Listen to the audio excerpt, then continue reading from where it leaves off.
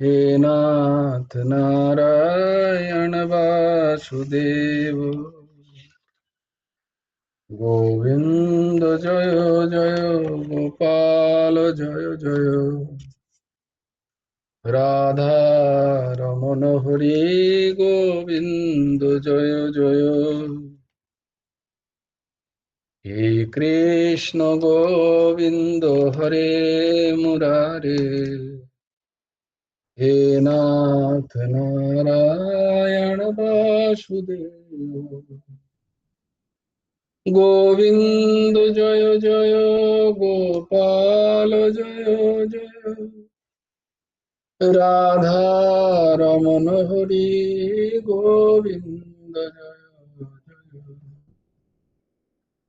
हे कृष्ण गोविंद हरे मुरारे हे नाथ नारायण वासुदेव गोविंद जय जय गोपाल जय जय राधा रमण हरि गोविंद जय हे कृष्ण गोविंद हरे मुरारे हे नाथ नारायण वासुदेव राधे श्याम श्याम श्याम राधे राधे राधे कृष्ण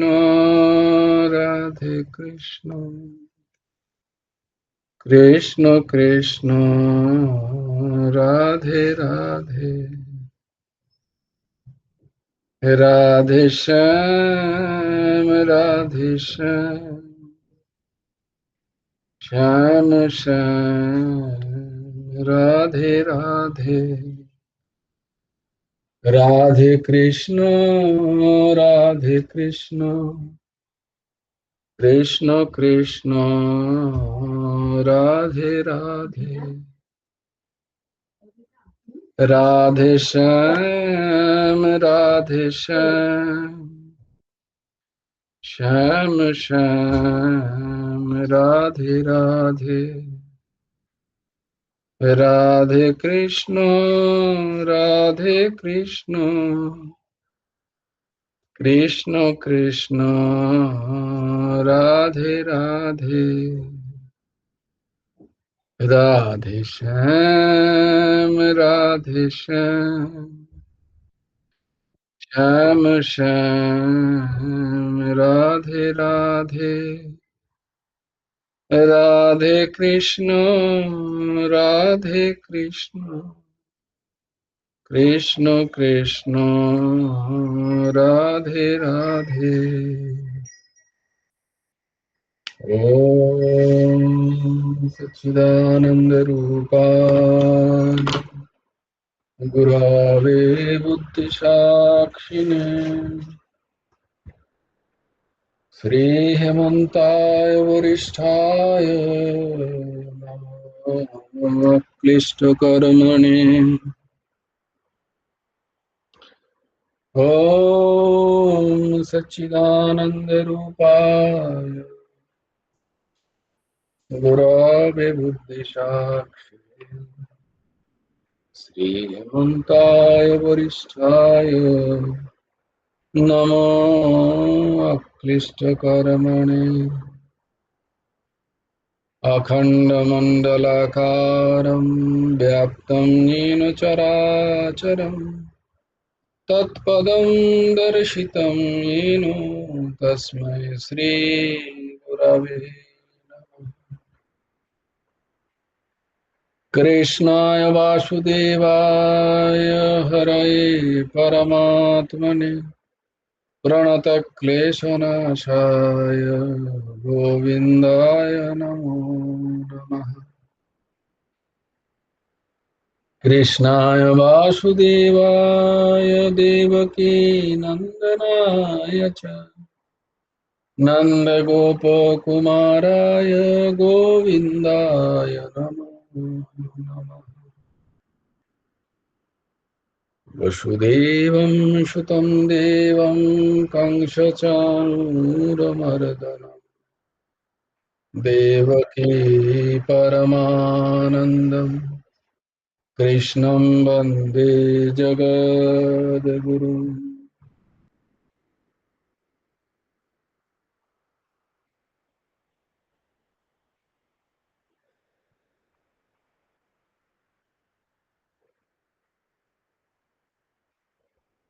নবকুমার চতুষ্পটির আরেকটা অধ্যায়ে তোমাদেরকে স্বাগত। আজকে শ্লোকগুলো কে বলবে? আমি বলবো? কন্যা বলবি? বল। जय गुरु राधेश्याम। জয় গুরু রাধেশ্যাম। বলো। धर्म सेते गुरु सेते समवेता जुजुस् मामकाः पाण्डवश्चैव किं कुर्वत सञ्जय यत्र योगेश्वरः कृष्णो यत्र पार्थो धनुर्धर तत्र श्रीर्विजयो भूतिर्ध्रुवानीतिर्मतिर्मम यदा यदा हि धर्मस्य ग्लानिर्भवति भारत अभ्युत्थानमधर्मस्य तदात्मानं सृजाम्यहं परित्राणाय साधूनां विनाशाय च दुष्कृतं धर्म संस्थापनार्थाय सम्भवामि युगे युगे कर्मण्येवाधिकारस्ते मा फलेषु कदाचन मा कर्मफलहेतुर्भुः मा ते सङ्गस्तकर्मणि योगस्थो कुरु कर्माणि सङ्गं त्यक्ता धनञ्जय सिद्धा सिद्धो समो भूत्वा समत्वं योगो उच्यते विहाय कामं यत्सर्वान् पुमांश्चरति निःस्पृह निर्ममो निरहङ्कार स शान्तिम् अधिगच्छति तमेव शरणं गच्छ सर्वभावेन भारत तत्प्रसादात् परं शान्तिं स्थानं प्राप्स्यसि शाश्वतम् तद्विद्धि प्रणिपातेन परिप्रश्नेन सेवया उपदिशन्ति ते ज्ञानं ज्ञानिनः तत्त्वदर्शिनः श्रद्धावान् लभते ज्ञानं तत्परो संयतीन्द्रिय ज्ञानं लब्ध्वा परं शान्तिम् अचिरेणाधिगच्छति कार्पण्यदोषोपहतो स्वभावो पृच्छामि तं धर्मसंरक्षेताः यच्छ्रेयसन्निश्चितं ब्रूहि तन्मे शिष्यस्तेऽहं साधिमां त्वां प्रपन्नम् सर्वधर्मान् परित्यज्य मामेकं शरणं व्रज अहं त्वं सर्वपापेभ्यः मोक्षयिष्यामि मा शुचः चञ्चलं हि मनः कृष्ण प्रमाथि बलवद्भिरं तस्ताहं ग्रहं मन्ये वायुरिवोषु दुष्करम् असंशय महाबाहो मनो दुर्निग्रहं चलम् अभ्यासेन तु कौन्तेय वैराग्येन च गृह्यते पत्रं पुष्पं फलं तोयं जो मे भक्ता प्रयच्छति तदहं भक्तु प्रहितम् अश्नामि परतात्मनः यत्करोषि यदश्नासि यज्जुहोषि ददासि यत् यत्तपस्यासि कौन्तेय तत्कुरुष्व मदर्पणम् अनन्यश्चिन्तयन्तो माम् ये जना पर्युपासते तेषां नित्याभियुक्तानां योगक्षेमं वहाम्यहम् अपि चेत् सुदुराचार भजते मामनन्यभाक् साधुरेव समन्तव्य सम्यक् व्यवसित हि सः मत्तः परतरं नन्यत् किञ्चिदस्ति धनञ्जय मयि सर्वमिदं प्रोतं सूत्रे मणिगणा इव दैवी हेषा गुणमयी मम माया दुरतया मामेव एव पतन्ते मायामेतां तरन्ति ते अद्वेष्टा सर्वभूतानां मैत्र करुणैव च निर्ममो निरहङ्कारो समो दुःखो सुखो समी सन्तुष्टो सततं योगी निजयतात्मा दृढनिश्चय मयार्पितो मनो बुद्धि जो मद्भक्त स मे प्रियः। जय गुरु राधेश्याम।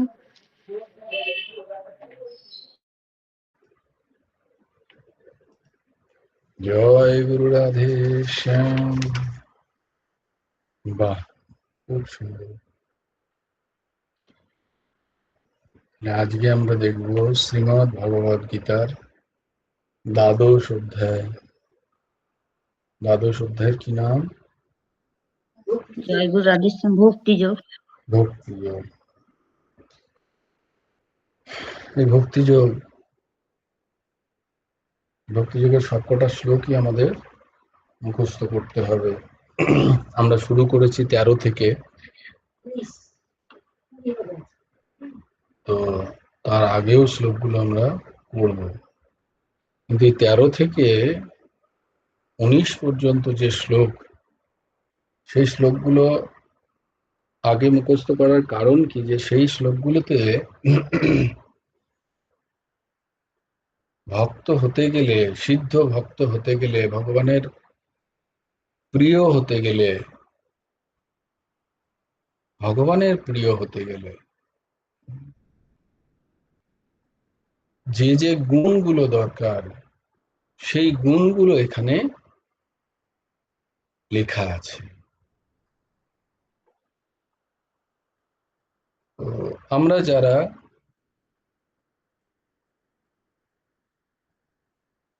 আধ্যাত্ম স্তরে হাঁটতে চাই পথে, আমরা যারা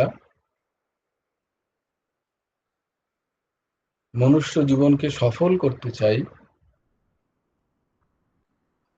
তাদের জন্য এই গুণগুলোকে নিজেদের চরিত্রে নিয়ে আসা খুব প্রয়োজন। একটু একটু একটু করে এই গুণগুলোকে আমাদের চরিত্রে ধারণ করতে হবে। তাই এই শ্লোকগুলোকে আমরা মুখস্থ করব, তেমনি প্রত্যেকদিন যখন আমরা পড়ব তখন যেন আমাদের মনে থাকে যে এই গুণগুলো আমাদের মধ্যে এলো কি, বা কতটুকু এলো, বা আসছে না কেন, আসা উচিত। এইরকম বারংবার মনন করা আমাদের খুব প্রয়োজন। তাই 13 থেকে 19 এই 7টি শ্লোকে ভগবান 39টি গুণের কথা বলেছেন। ওটা 39 মানে 39 ভার্চুস কথা বলেছেন। সেই গুণগুলো আমাদের মধ্যে আনতে হবে যদি আমরা ভগবানের প্রিয় হতে চাই।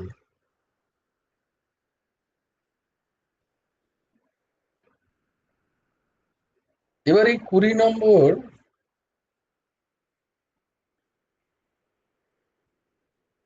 শ্লোকে ভগবান অর্জুনেরই যে প্রথম প্রশ্ন ছিল যে কে শ্রেষ্ঠ,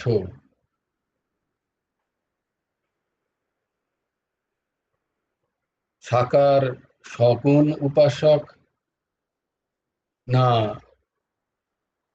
নির্গুণ নিরাকার উপাসক? দেখো, উপাসনার পর্যায়ে মানে যখন উপাসনা করা হচ্ছে, উপাসক যিনি উপাসনা করছেন মানে তিনি ওই পথে হাঁটছেন, এখনো লক্ষ্যে পৌঁছানো হয়নি। লক্ষ্যে যখন সগুণ সাকার উপাসক পৌঁছন, তার যে স্থিতি হয়, নির্গুণ নিরাকার উপাসকও যখন তার লক্ষ্যে পৌঁছন, এই দুজনের স্থিতি কিন্তু একই হয়ে যায়, এদের মধ্যে কোনো পার্থক্য থাকে না। এই পার্থক্যটা এখানে কোথায়? না পথে, রাস্তায়, পদ্ধতিতে। অর্জুন সেই প্রশ্নই ভগবানকে করেছেন, আমি কাকে শ্রেষ্ঠ বলে মানব? তো ভগবান দেখিয়েছেন সেখানে দ্বিতীয় শ্লোকে যে সাকার সগুণ উপাসকই শ্রেষ্ঠ যোগবেত্তা আদি আদি। তারপরে তিনি এই যে 13 থেকে, তারপরে তিনি আবার নির্গুণ নিরাকারের উপাসনাকেও বলেছেন, তাকে প্রতিষ্ঠা দিয়েছেন। কিন্তু আবার বললেন কি, যে না, নির্গুণ নিরাকার উপাসনার ক্ষেত্রে ওটা একটু শক্ত, ওটা একটু কঠিন। তিনি বলছেন একটু কঠিন, ওটা একটু ক্লেশপূর্ণ, ওটা সবার জন্য, সবার অধিকার নেই ওইটাতে, একটু কঠিন। কিন্তু সাকার সগুণ উপাসনায় সবার অধিকার আছে, সবাই করতে পারে, একটু একটু সুগম, একটু সহজ, একটু সরল। তাই তার শ্রেষ্ঠত্বের প্রতিপাদন করছেন এখানে ভক্তিযোগে। এবং তার মূল কথা কি না, ওই সমস্ত গুণাবলী আমাদেরকে আমাদের চরিত্রে আনতে হবে। এটাই হচ্ছে সাধনা, এটাই সাধনা।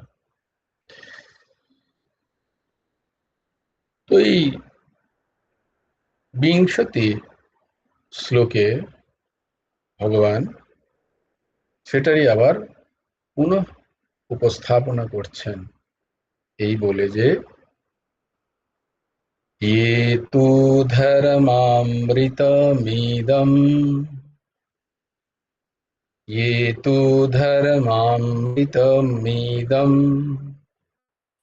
यथोक्तं पर्युपासते यथोक्तं पर्युपासते श्रद्धाना मत्परमा श्रद्धाना मत्परमा भक्तास्ते अतीव मे प्रियः भक्तास्ते अतीव मे प्रियः एतु धर्मामृतमिदम् यतोक्तं पर्युपासते श्रद्धाना मत्परमा भक्तास्ते ते अतीव मे प्रियः। तो ये किंतु যারা শ্রদ্ধানা, শ্রদ্ধাশীল,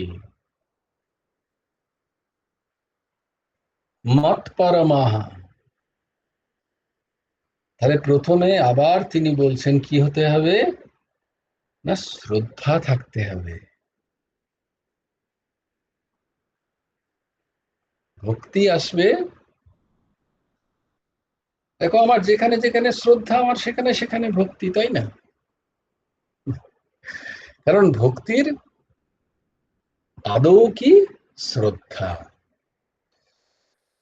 ভক্তির যে 9টা তল আছে, সেই তলের প্রথম তলটাই হচ্ছে শ্রদ্ধা।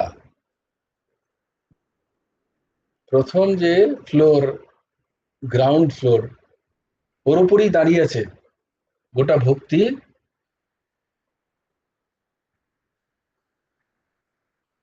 ভক্তি কি বলবো ওটাকে, মাল্টি স্টোরি বিল্ডিং, বিভিন্ন তলা আছে, একটা দুটো তিনটে চারটে করে, তাই অনেকগুলো তলা। কিন্তু সেই তলাটা ধরো অনেকগুলো, আমি দোতলা করছি, তিনতলা করছি, চারতলা করছি, কিন্তু আমার যদি ভিতই নরম হয়ে যায়, প্রথম যে তলাটা গ্রাউন্ড ফ্লোর, তার তার দেওয়াল বা তার খুঁটিগুলোই যদি ঠিক ঠিক না থাকে, তাহলে যে কোনো সময় উপরের তলাগুলো ভেঙে পড়ে যাওয়ার সম্ভাবনা আছে। তাই শ্রদ্ধা, আদৌ শ্রদ্ধা, দৃঢ় শ্রদ্ধা। আচ্ছা, শ্রদ্ধা তো আমাদের বিভিন্ন জায়গায় আসতে পারে, বলে আমার তো ওখানে শ্রদ্ধা আছে, আমার তো এখানে শ্রদ্ধা আছে। শ্রদ্ধা বিভিন্ন জায়গায় থাকতে পারে। শ্রদ্ধা মানে দৃঢ় বিশ্বাস, কি শ্রদ্ধা বলা হয়। যে বিষয়ে যার ব্যক্তির উপরে আমার দৃঢ় বিশ্বাস আছে, সেটাই শ্রদ্ধা। আমার শ্রদ্ধা আছে ও বিশ্বাস নেই, এটা হয় না কখনো। আর বিশ্বাস আছে শ্রদ্ধা নেই বললেও শ্রদ্ধা আছে বস্তুত।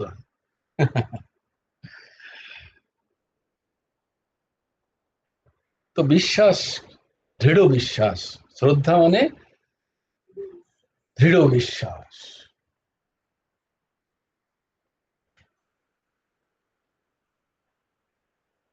আমার খুব শ্রদ্ধা আছে গুরুদেবের প্রতি, অথচ গুরুদেবের প্রতি আমার বিশ্বাস নেই। তো সোজা সাপটা হিসাব হলো, তোমার গুরুদেবের প্রতি শ্রদ্ধাও নেই।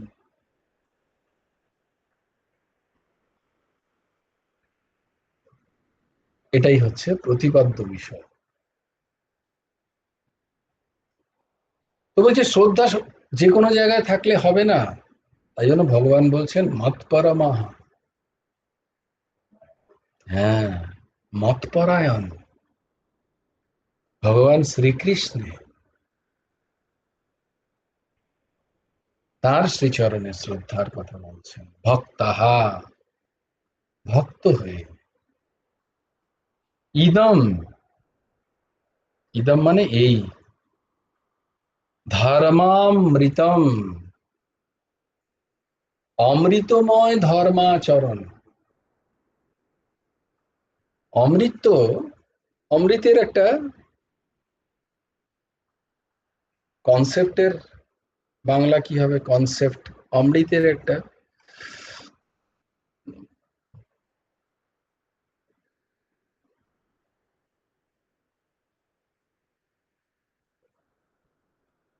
কনসেপ্ট। হুম, কনসেপ্টের বাংলা কি, ধারণা, অবধারণা। হ্যাঁ, অমৃতের একটা, হ্যাঁ বলো মৌসুমী বলো।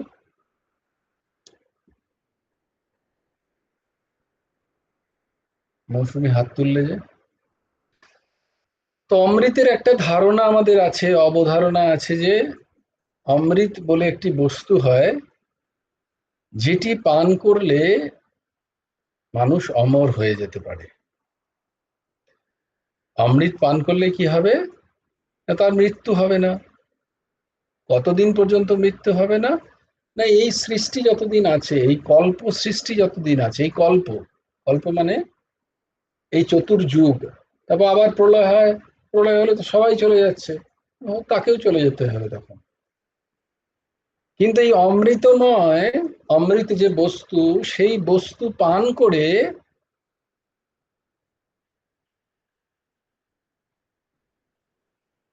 মৃত্যু তো হবে না, কিন্তু মৃত্যু ভয় যাবে না,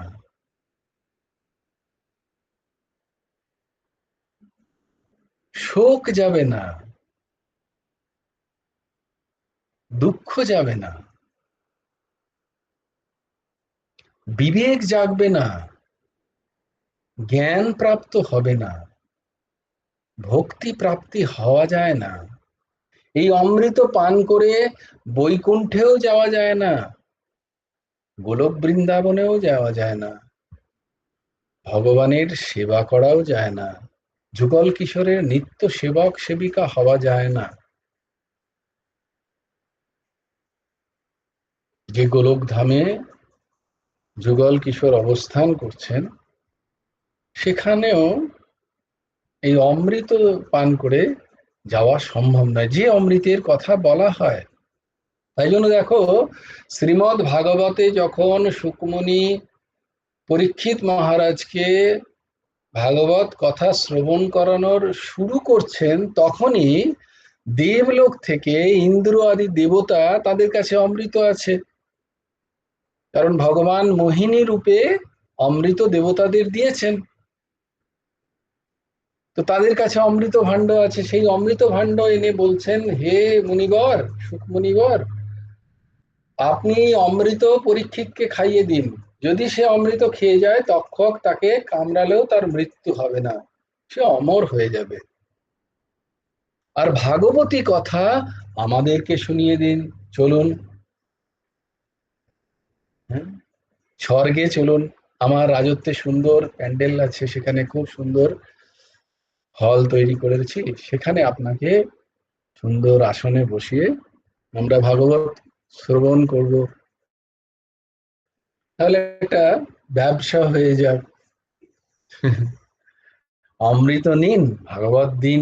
বলে এই জন্যই তোমরা ভাগবত শোনার অধিকারী নও, কারণ তোমরা এই অমৃতময় কথাকে ভেবেছ অমৃতর থেকেও মধুময় কথাকে তোমরা ভেবেছ এটা ব্যবসার বিষয়, বাণিজ্যের বিষয়। এর প্রতি তোমাদের কোনো শ্রদ্ধা নেই, তাই তোমরা এর অধিকারী নও। দেবতাদের বলছেন সুকমণি।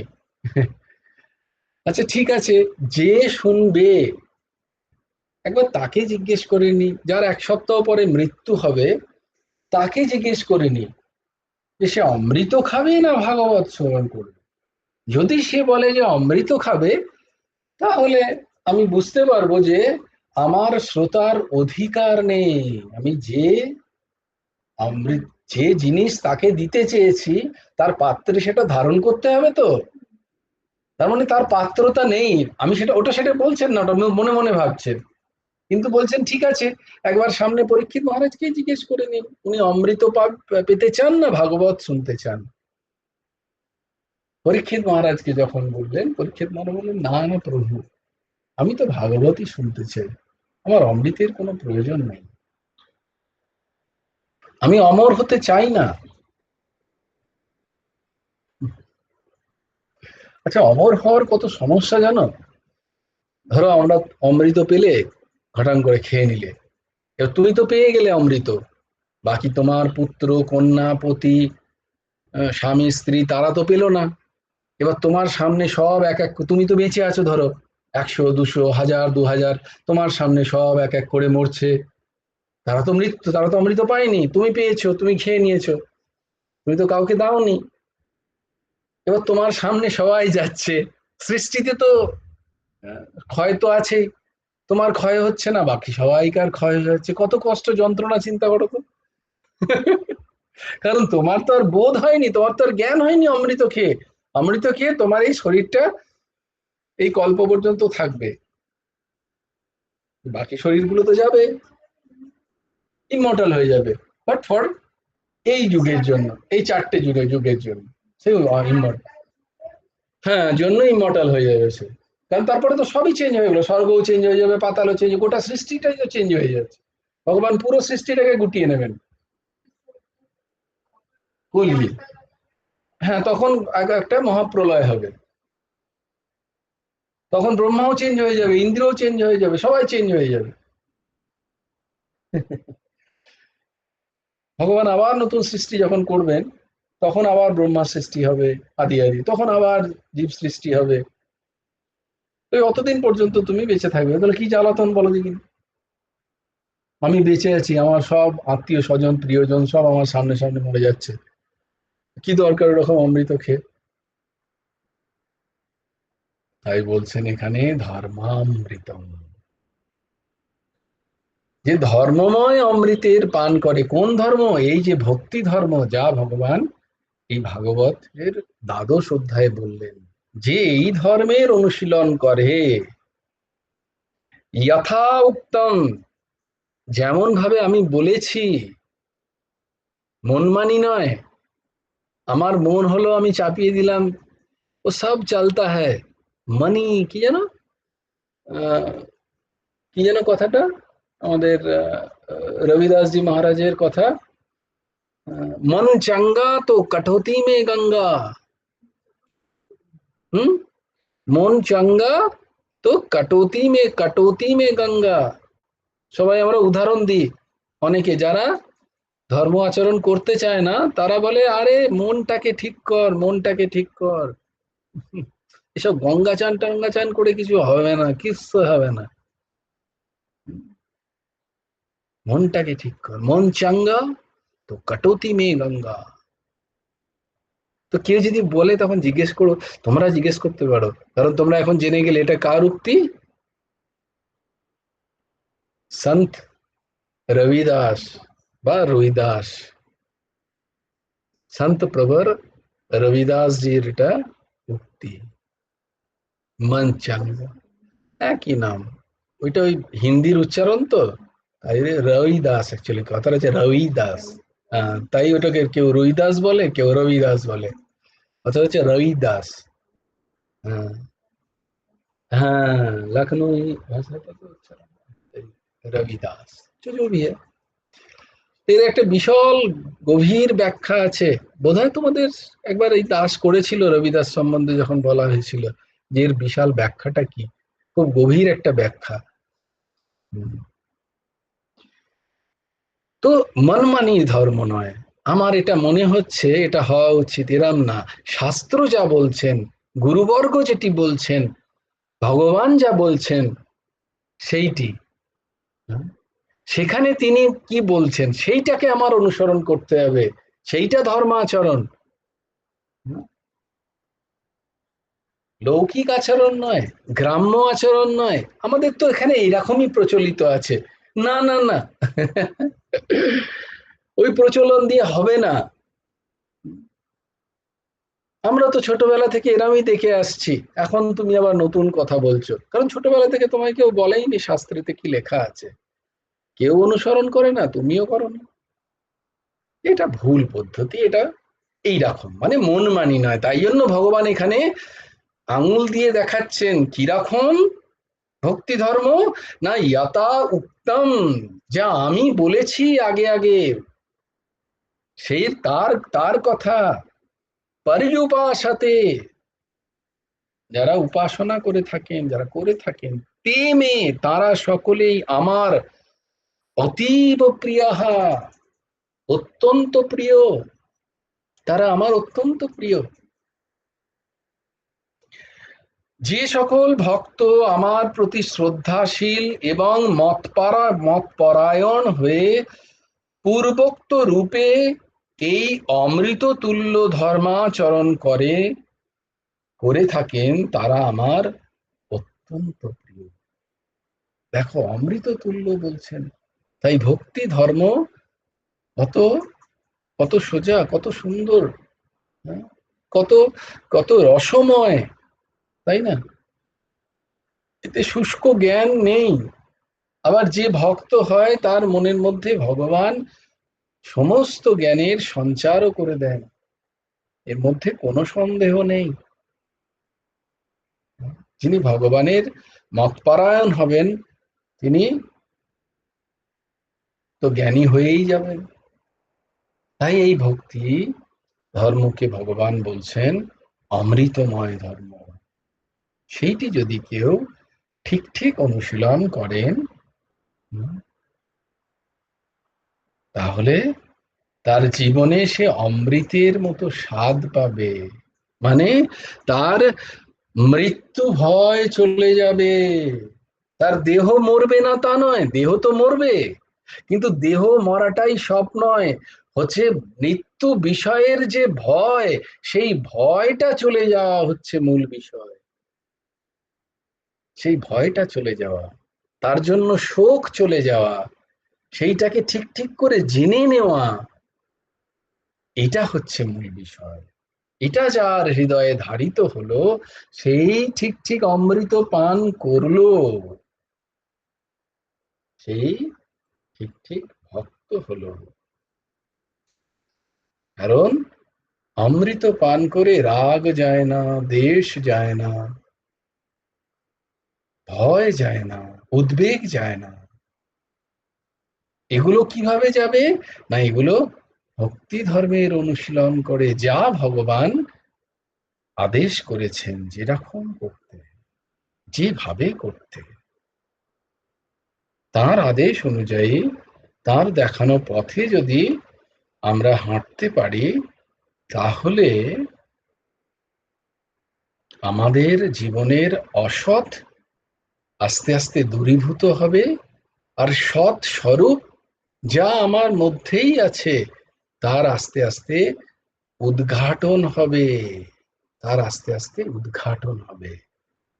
সৎ কখনো আসে না, অসৎই আসে আমাদের মধ্যে। আমরা সৎকে ধরি না, কারণ সৎই স্বরূপ আমরা, আমরা অসৎকে ধরি। এই যে এত পূজা অর্চনা, জপ তপ, সাধন, কর্মযোগ, জ্ঞানযোগ, ভক্তিযোগ, আদি আদি যত সাধন আছে, এই সাধনের উদ্দেশ্য একটাই, সেটা হচ্ছে অসতের পরিত্যাগ। দেখো, সতের গ্রহণ নয়, অসতের পরিত্যাগের জন্য এত কিছু। কারণ আমরা ধরে রেখেছি, সেই তোমাদের বলেছি না যে মুক্তি কি করে হবে, মুক্তি মুক্তি বলে চেঁচাচ্ছে, কি করে হবে? হ্যাঁ, তোমাদের মনে আছে সেই ঘটনাটার কথা? একজন গেছিল পিনাকি বাবার কাছে, বলে আমাকে একটু মুক্তির সম্বন্ধে যদি কিছু বলেন।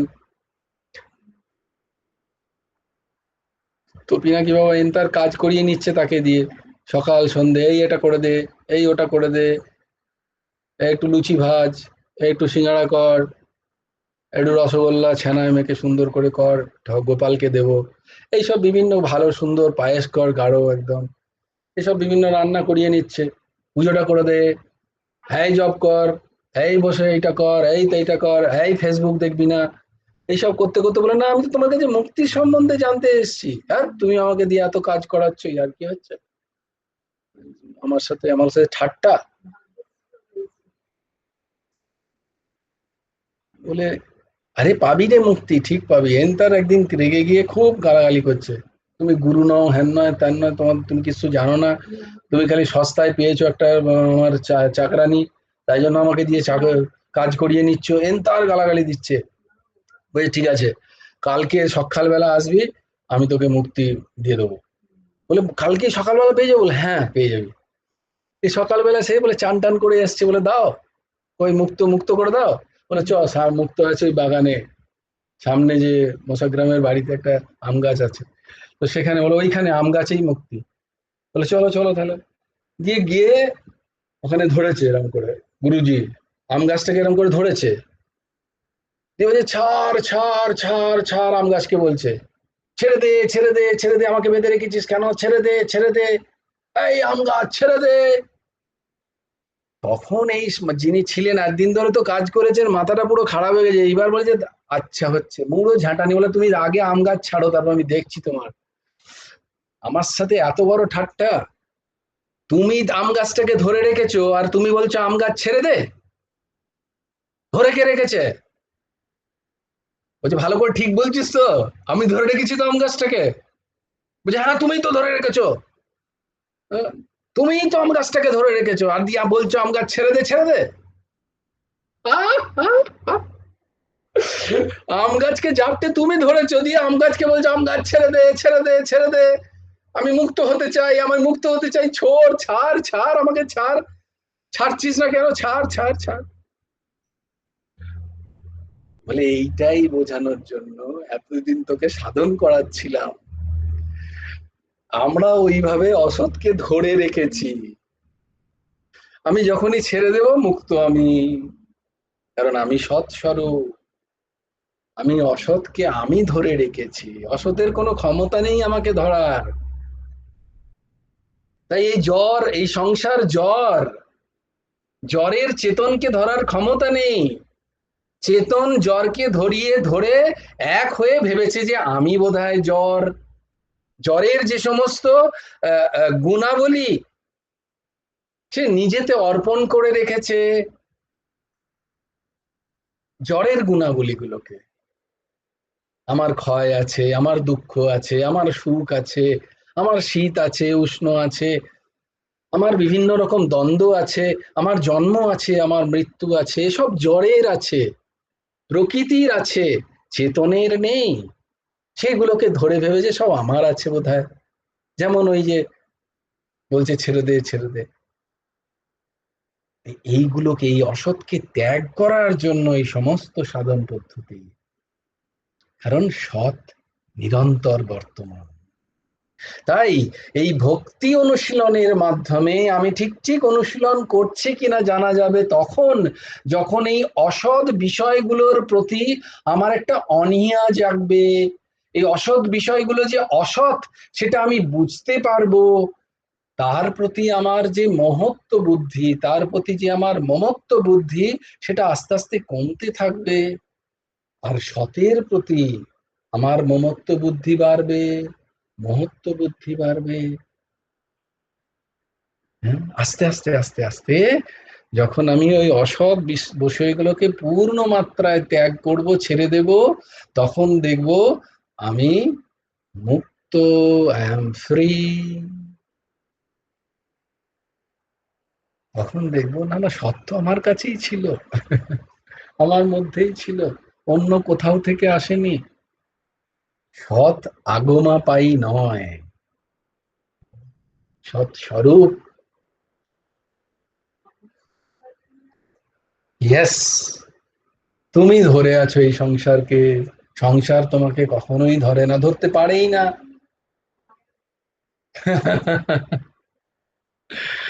কলাপিকা বলছে তুমি যে বললে মায়া আমাকে ধরে গেছে,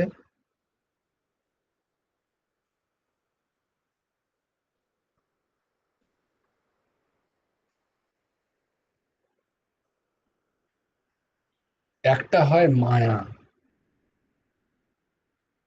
আর একটা হয় মায়ার বন্ধন। এই যে ধরে থাকাটা, একটা হয় মায়া, আর একটা হয় মায়ার বন্ধন। সবাই খুব ভালো করে শ্রবণ করছো। মায়া কি? এই সংসার যেরকম চলছে, যে দিয়ে চলছে, ধরো একটা জিনিস মেনে নিলাম, প্রায় যেটা সাধু মহাত্মারা বলেন, পয়সা করি মায়া, কারণ ওইটা দিয়েই সব চলছে। বলে তো পয়সা করি মায়া, বিষয় বিষয় পয়সা করি দিয়ে যা যা আমি কিনেছি, এই সব কিছু, বা সেটা দিলে আরো কিছু যদি পাই আমি, সোনা তা দানা যাই আমি দিলে আবার কিছু পাবো, ভোগ্য বস্তু, এটাই মায়া। মায়া তো, এগুলো সব মায়া, তোমরা জেনে নিয়েছো। তো পয়সা তো আছে, ধরো সামনে, টেবিলের সামনে পয়সা তো রাখা আছে, টেবিলের সামনে পয়সা তো আছে, কিন্তু তুমি জানো এই পয়সাটা তোমার নয়। সাপোজ তুমি কোনো একটা অ্যাকাউন্ট ডিপার্টমেন্টে চাকরি করতে গেলে, তোমাকে লকারে ঢুকিয়ে দেওয়া হলো, ব্যাংক লকারে, তোমার স্যালারি আছে, কারণ তুমি সেখানে চাকরি করো। এবার ব্যাংকের লকারে ঢুকেছো, সেখানে তোমাকে বন্ধ করে দেবে, বন্ধ করে দেয় না বাইরে থেকে। এবার ব্যাংকের লকারে তো কোটি কোটি টাকা আছে, তুমি কি বলো কোটিগুলো কোটি টাকা তোমার? তুমি তো বলো না, না আমি একটা টাকাও আমি নিতে পারবো না ওখান থেকে। কাস্টমার আসবে, স্লিপ দেবে, আমাকে যথার্থ ওই টাকাটা আমাকে তাকে দিতে হবে, এটা আমার কাজ, যা ডিউটি, এই ডিউটি, এই ডিউটির জন্য আমি কি পাই? মাস মাইনে পাই। তো মাইনেতে আমার অধিকার, এই কোটি টাকাটাতে আমার নেই। তাহলে যে পয়সা মায়া, সে পয়সা তোমার সামনে আছে।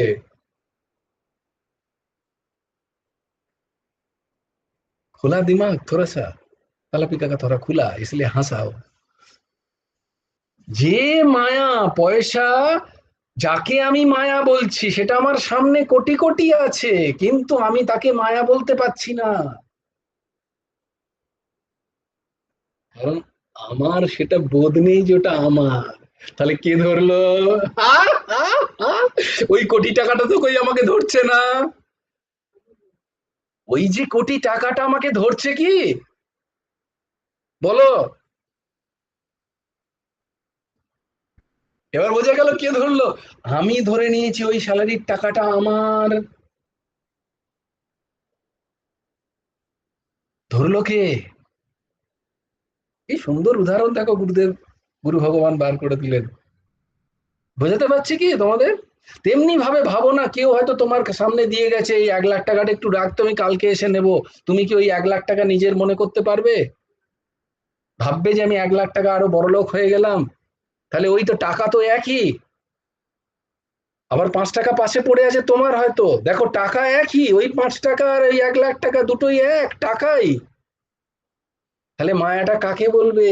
এই জন্য বলে ওটা তো মায়া, ওই 1 লাখ টাকা, কিন্তু 5 টাকাতে তোমার বন্ধন আছে, এটাকে বলে মায়ার বন্ধন। আমি ওটাকে আমার বলে ভেবে নিয়েছি।